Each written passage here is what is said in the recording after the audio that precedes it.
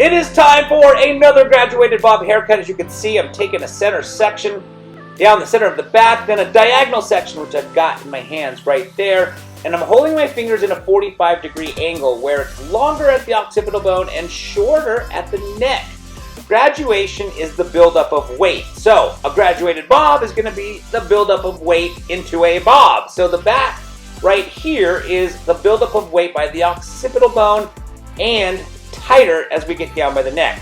I'm going to continue to work my way up the right side of the head, taking sections. Once I've completed the graduation on the right side, then we will execute the graduation on the left side.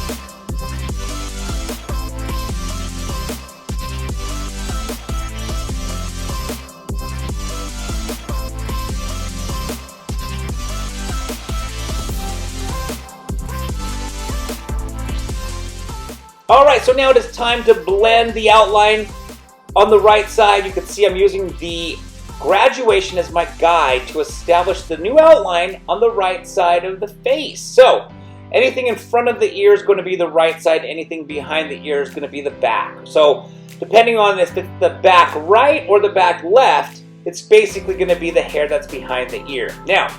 Now that I've completed the graduation on the right side, we're going to do the exact same thing on the left side. As you can see, I've got another 45-degree angle, and I'm just building that graduation longer at the occipital bone, shorter at the neck. We're going to do the exact same sectioning that we did on the right side on the left side to complete the graduation.